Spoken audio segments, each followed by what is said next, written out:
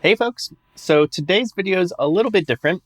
I'm working on the next iteration of the bird robot, chicken robot, whatever we're going to call it, and it's got some interesting machine components that I thought I'd talk about. We're going to take a look at what I think about and how I go about machining 5-axis parts. Now, I know a 5-axis machine isn't exactly something that most people have in their garage, but I think it's interesting to look at how having access to a 5-axis machine, whether it's a local shop or some online service, can influence how you design parts. Because I very specifically design parts around the capabilities of a 5-axis machine. For those of you that don't know, a 5-axis machine is basically a CNC that has 5 degrees of freedom. So there's the traditional 3-axis, X, Y, and Z, but it also has 2 rotary axes where it can rotate the whole workpiece, swing it up and down on this trunnion, and then also rotate the part 360 degrees. And this opens up a lot of interesting possibilities for work holding and attacking parts that you might not think about when you're only in kind of a 3-axis mode. Now, if you've ever seen a 5-axis machine working before, typically you'll see it doing some kind of like fancy demonstration with a turbine blisk or surfacing some really complicated 3D part. And that's definitely something they can do. They're very good at that. But the dirty secret of 5-axis machines is that they are mostly run as a 3-axis machine that can reposition easily. And the reason this is powerful is because it reduces setups. So a 3-axis machine, if you want to hit all 6 sides of a part, you need to do 6 different setups usually, where you physically take the part off, rotate it, place it back down, and refixture it. And a part like these robot components, which are pretty intricate and have some odd shapes, can be difficult to grab onto in the second, third, or fourth operations. So a 5-axis machine lets you tackle a part like this in many fewer steps. So the part that we're going to be focusing on today is this ankle joint, knee joint. I'm not really sure. It's a bird, so all the joints are kind of different, but let's say knee. So this knee component here, if we highlight it, you can see that there's an inner joint here and an outer joint. We're going to be working on the outer joint today. So we'll hide the inner and the carbon fiber rods. There we go. So this is what we're working with. And you can see that it's not the world's most complicated part, but there's some interesting features here. Most of the dimensions here are cosmetic. We don't really need to worry about tolerances. The only things we really care about are these bores. So these are 3mm bores that will accept bushings. So those dimensions are not super critical because we can always adjust the bushing. And then these are 1.5mm bores that will accept pins. They'll be just press fit pins. So we want to make sure those are relatively on size. And then these bores in the back are also 1.5mm, and those will accept carbon fiber rods. And that's what we're working with. So this is the component, and we're going to do it today in a single operation. And what that means is that I'm not going to take the part off of the machine and refixture it. We're just going to go through 5 different sides of machining and get a finished part at the end. So to make a one and done part successful, we need one side that has no features and is completely flat. So this part was designed so that it actually has 2 sides, this side and this side. It's a symmetric part, and they're both flat and have no features that can only be accessed from this particular orientation. So obviously it has these bores, which we care about, but we can attack those from either side, meaning we can come down through the top here with a drill or end mill or something to get these features and don't need to do anything on the bottom. If instead we had, let's see, if we put like a pocket down here, right, say we had a little pocket on this bottom side for whatever reason, we could no longer machine this side with a slitting saw because we have to get into it and machine this pocket. And so we would be forced to make it from the other side. And if this side also had a pocket like that, so now we've got a pocket on this side and we got a pocket on this side, this is now no longer machinable in a single setup because we would have to cut off the part and then come back and machine this pocket out later. So that's Priority number one is ensuring we have a flat side that has no unique features that aren't accessible from any other orientation. The next thing I'm thinking about is this outside contour and making sure that all the features that are on the interior are also accessible by the tools that I have.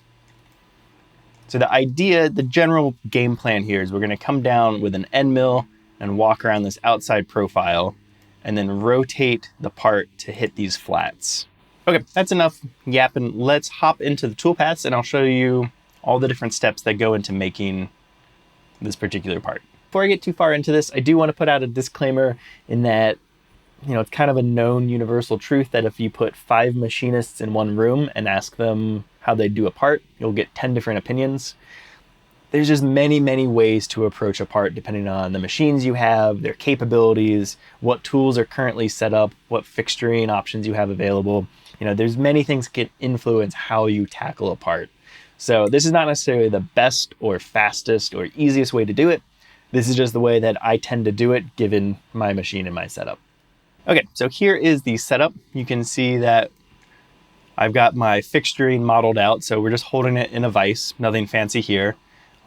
The stock is basically just a piece of square stock. It's 1 inch by 1 inch by like 1.5 inches tall or something like that. Nothing really critical, just a piece of stock that I had on hand, and we place the part near the top. So the first thing we're gonna do, it's called an adaptive machining process, and basically just removes the bulk of the material quickly and efficiently. So you can see we've got an end mill that comes down and will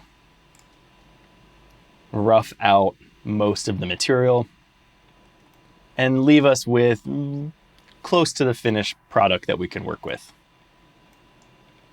The next operation is a spotting drill. This just makes like a little dimple in the material because the next operation is a regular drill. This drill is made out of what's called high-speed steel. It's basically the same kind of drill that you get at a hardware store. It's just a steel drill. The thing about these is that they tend to walk around a little bit if you don't spot them first. And so by making this dimple in the surface with a carbide drill that's like really stiff and rigid, it gives a spot for the steel drill to come through and basically doesn't have a chance to walk. So it keeps the center of the drill more accurate. That drill comes through and basically removes that whole middle bore that accepts the bushing later. This drill is not quite to size. It's just something I had in my machine that was a little undersized. So we're using it to remove the bulk of the material. And then we come back in with a small end mill and bore out the actual diameter of the hole. Boring operations like this are interpolating the circle, and on a machine like mine, it's pretty accurate. And so it's a good way to get a correct diameter for critical bores. Boring is also nice because it allows you to easily walk in a diameter. So if you bore it out and then you measure it and find out you're, say, like 0.005 of an inch off, you can easily adjust the toolpath to like creep up on the diameter that you're interested in. So the next features are these top 1.5 millimeter bores. And you'll notice that the drill is only doing the top holes and not these bottom ones down at the bottom. And the reason for that is basically the drill is, it's a small drill. It is carbide, which means it's very robust, but it's still 1.5 millimeters. So we don't want to push our luck by going all the way down to the bottom in a single pass, right? This is, let's see, 0.35 inches, 9 millimeters. So plunging a 1.5 millimeter drill 9 millimeters deep, that might be risking things, and there's more chance of it walking around. So instead what we do is hit just these top bores for now, and we'll come back and do the bottom 2 holes later. Okay, up to this point, we've done everything basically like a 3-axis machine. There's been no rotary motions, and that's gonna change now, because now we're gonna start repositioning the table to different angles to hit some of the features that aren't on just the vertical orientation. And this is really where the power of a 5-axis machine starts to shine. So the first thing we're gonna do is reorientate and hit these 2 holes on the side of the part. This is using that same 1.5 millimeter drill. Just plunge it in, plunge it out, easy peasy. Next, we're gonna come in with a finishing tool. This is just a longer, nicer tool that's kept sharp specifically for the purpose of finishing. And we'll walk around the contour of the part to give it a nice clean surface. Then we're gonna deal with the top flat surface. For this part, I rotated it 90 degrees and came across with the side of the same end mill. Most people would probably come through with like a face mill or just use the flat of the surface to run across the top. I just wanted a nice clean surface by using the side flutes. Okay, now we're gonna do another set of adaptive machining strategies. Again, these are like the roughing toolpaths that remove the bulk of the material before finishing. And you can see kind of the next big takeaway from having a 5-axis machine is that your roughing and finishing strategies can be intermixed. So you can see up till this point, we've finished the top surface and the contour. We've created a bore down the middle of the part for the bushings. We've also created 2 of the holes at the top and 2 on the side. And we've done that while leaving this middle section of the part completely filled in with material. And the reason this is done is to help with rigidity. So by leaving all that meat in the middle of this component while we finish some of the other features first, we reduce the chance of like chatter or, marring as the part vibrates. Because as soon as we remove this middle section, the top surface will become very weak. It's structurally not very strong anymore because it has no support. It's just hanging out here. And so doing any operations on this top surface now can cause problems because it might want to vibrate while we're cutting it. It's only 2 millimeters thick, and so there's not a whole lot of material here. So the idea, since we have a 5-axis machine and we can tailor when different strategies happen to different parts of the component, we can leave this material in until we're ready to remove it and do kind of finishing operations first where it makes sense. So we've done what we can do now at the top. So we'll come in with an adaptive tool bath and remove this central section.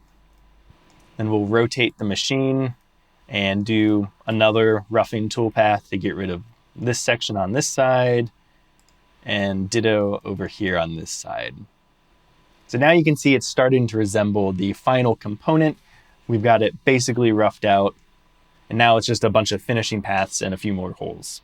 So here we'll come in with a simple contour path. This basically just draws a straight line across, and we're using it to finish up this sidewall here and this sidewall down here.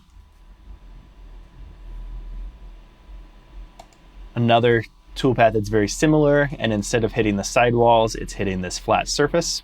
And you can see that it leaves a very small amount on the wall. I think if I remember correctly, it's like 0.5 of an inch. And the reason is that we want to be cutting the floor, but we don't really want to touch the wall if we can help it, because that'll start to chatter. So we leave a tiny amount on the side just so it doesn't impact or touch that wall at all. And then we just repeat that operation for these other 2 sides.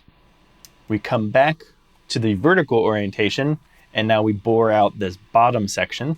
So we just plunge through the hole that we made earlier and interpolate the bore at the bottom. And again, we do this now because all this material in the center region has been removed. So when we interpolate and bore out this hole at the bottom, there's space for the chips to get out and evacuate. If we'd done this earlier, before that section was removed, this is a very deep hole for a small tool to bore out and get all the chips. Like, it would technically do it, but you're less likely to stay on size and more likely to cause problems because chips aren't being evacuated. So we hold off on that bore until the central section has been removed, and then we can do it, and we'll have a better chance of staying on size. Then we come back with that 1.5 millimeter drill and plunge through the holes we made earlier and drill out the bottom section. You can see we are very tight here. This is basically the length of the drill, and it's no coincidence that these parts are 9 millimeters because the drill only has clearance for, I think it's like 9.5 millimeters. So the part was made specifically knowing that I would have to drill from the top down through the bottom because we can't access this underside from a single setup. So again, this is kind of where when you know the tools that you have on hand, you can tailor the part to those tools and make your life a lot easier. If this had been 10 millimeters, 12 millimeters, this kind of operation would have been impossible. I would have either needed a longer drill, which runs risk of like it deflecting or breaking, or would have required a secondary setup. This is something Adam the Machinist talks a lot about in his DFM series, knowing the types of tools that are commonly available, like the radii on tools or the lengths of different standard end mills and drills can really help make your design cheaper and easier to make, because you're not fighting the machinist. You're kind of like working with them and the tools they have available. If you haven't seen Adam's videos yet, you should definitely go check it out. Adam's a really excellent machinist. Like, I'm over here cosplaying a machinist, but he's like the real deal. And his DFM series is really interesting look into how machinists tackle different projects and problems and how you can make your designs better so that it's cheaper and easier and faster for the machinist to make. So highly recommend checking out his channel and his DFM series in particular. So at this point, the part is essentially done. All the main features are completed with the exception of this bottom surface, but we would like to, if possible, deburr the part while it's still on the machine. So deburring is the process of taking off kind of all the sharp edges that are left after machining. You can do this by hand. You know, there's files and scrapers and stuff to deburr a part. You can also throw it in a tumbler, and that'll also usually remove most of the burrs. But the other main nice thing about a 5-axis machine is that you can very often deburr most of the features with an end mill while it's on the machine, and that saves you a lot of time and hassle later, because the easiest way to scrap a part is deburring it by hand, and you slip and you like scrape a surface that was critical. So we're going to deburr with 2 different deburring paths. The first operation is going to hit these 2 internal circles. So you can see there's this edge here and then this edge under here. So the way I did it was with what's called a lollipop tool, and it's called that because it looks like a lollipop. It's like a ball on a stick, and it has cutting surfaces like 270 degrees around the ball, and that lets you get undercut surfaces. The one I had in stock is too big. I should have used a smaller lollipop. It just barely fits, but it's really not ideal. But you can see essentially we come in here with this ball, we position it on the hole, and then do a quick little rotation. Boop. And that's all it is. And you can see the clearance there. It is a very tight fit. A smaller ball would have been a better option. There you go. And it's just doing a really tiny chamfer, so it's not a big deal that it just has to fit, basically. So that takes care of these 2 internal surfaces. And then for all the other edges, I'm just using a very small, I think it's a 1/32 ball end mill. Sorry, I don't know what that is in millimeters. It's like 1 millimeter, 0.79 millimeters. There you go. A very small ball tool. But it comes down and basically just walks around all of the edges. And this is traditionally what people think about when they think of a 5-axis machine. We're doing what's called simultaneous 5-axis machining, meaning that all 5 of the axes are moving in coordination together at the same time. It's simultaneous. And this is what you see at like trade shows, you know, demos of 5-axis machines are cutting turbines or doing fancy deburring paths like this, where they're moving around all at the same time. And it does look cool and they're very handy. But as we just saw, we did, I don't know, was this 10 or 15 operations with 0 simultaneous machining. It was all just repositioning to a new angle to cut different orientations. And so realistically, most 5-axis machines spend most of their life just repositioning and indexing to new positions, and you only use this simultaneous stuff occasionally for stuff like deburring.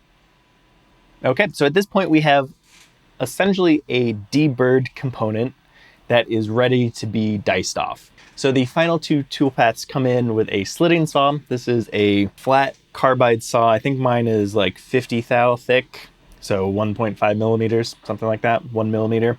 Comes in on both sides of the part. and just cuts it off. So you see it comes down, does a couple passes where it just slices right underneath the component. And when it's done, you can see that there's a very small piece of material left. So I usually leave about 4 thou of material, which is enough remarkably for it to remain standing upright. So it hangs out there, no problem, but it's thin enough that you can just break it off by hand, and that little nub that's left over is easily filed away. And this is a one and done part. So you can see that we basically did all of the features. Everything has been cut to size, and it's diced off with a slitting saw, all in a single setup without having to pull this out of the vise and reposition it. Now that is just one of the components of this leg. You know, we're here, but you can see there's also these top joints, the bottom, the foot, the bushings that go into the joints and hold the pins in place. There's this whole voice coil actuator at the top. So there's a lot of components on this robot leg, but despite that, they're all done and approached in a very similar manner. So if you'll notice, they're all symmetric, right? This side is the same as this side, and it's the same on all these other components. They're all designed with a flat on one side, with the exception of the foot, and the flat is on the bottom. And the flat side has no unique features that can only be tackled from that side, which means they can all be diced off the same way. The voice coil stuff at the top's a little different. These are all lathe parts because they're round. So this has different considerations. Although technically you can make these on a 5-axis mill, it's just easier to do on a lathe. So we look at some of these other components, you'll see that it's basically the same setup, right? We've got a part hanging out in a piece of stock held by a vise. We do the same sets of like adaptive, drilling, boring, positioning to get different holes, run the contours, cut out the middle section, blah, blah, blah, blah, blah, and then dice it off. Same's true for this foot component, same idea. We had adaptive to remove the bulk of the stock, drill out all the different holes from different orientations, do the contours to finish up all the walls and the floors, make the shape. In this case, we've got a threading operation where we tap a hole, deburr it, and then cut it off. And so because all these parts were designed this way, they were all very easy and fast to program because it was basically the same operations. You're just selecting different features. And the runtime was, like I said, 10 to 20 minutes each, plus a little bit of extra work. So making all these parts wasn't as time consuming as you might think. If these were all very bespoke parts that had really interesting, unique features on all the different sides, that would have been many, many more hours of programming the toolpaths and then actually making them. Okay, well, I think that's all I got for you. I know this is a little bit different of a video. I'm never quite sure how much machining content to show versus like projects. So I thought I'd break this out into its own video. The actual bird robot video will be coming out pretty soon. I've been working on it. It's been proving difficult. Some mistakes have been made, but we'll get to that when we get to that. I think that's all I got for you. Thanks for watching, and I'll see you all very soon with the rest of this robot.